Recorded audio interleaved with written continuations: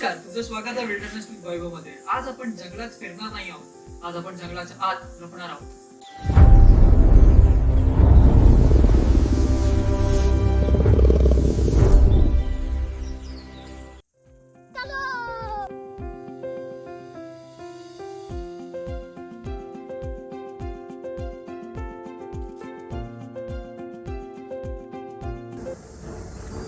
आम्ही आलो आहोत BNHS-CEC गोरेगावमध्ये.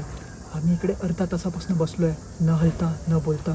आणि आता असं वाटायला लागलं की फॉरेस्ट आमच्यावरती ट्रस्ट करतं आहे. आपला पहिला पाहुणा आहे द रेड विस्कड बुलबुल. ह्याच्या गालावरचा लाल डाग आणि डोक्यावरच्या क्रस्टमुळे या पक्षीला सहज ओळखता येतं. हा पक्षी सीड डिस्पर्सलमध्ये एक इम्पॉर्टंट रोल प्ले करतो. आणि हा आहे छोटासा कॉमन टेलर बर्ड. नावाप्रमाणेच हा पक्षी पण शिवून आपलं घर तयार करतं. अरे वा, आता आले स्पॉटेड डिअर, ज्यांना आपण चित्तल म्हणून पण ओळखतो.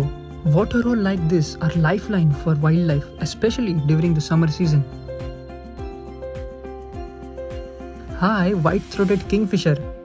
इंटरेस्टिंगली हा पक्षी फक्त मासे नाही खात, पण इन्सेक्ट, फ्रॉग्स आणि स्मॉल रेप्टाइल सुद्धा खातो.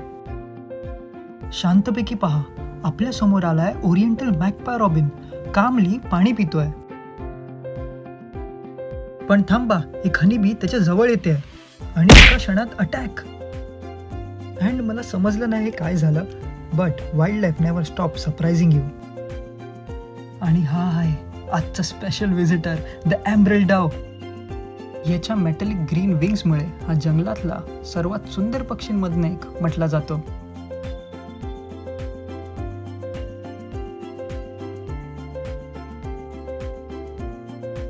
बर्ड वॉचिंग आपल्याला एक महत्त्वाचा धडा शिकवते. ते आहे patience, silence and respect for nature.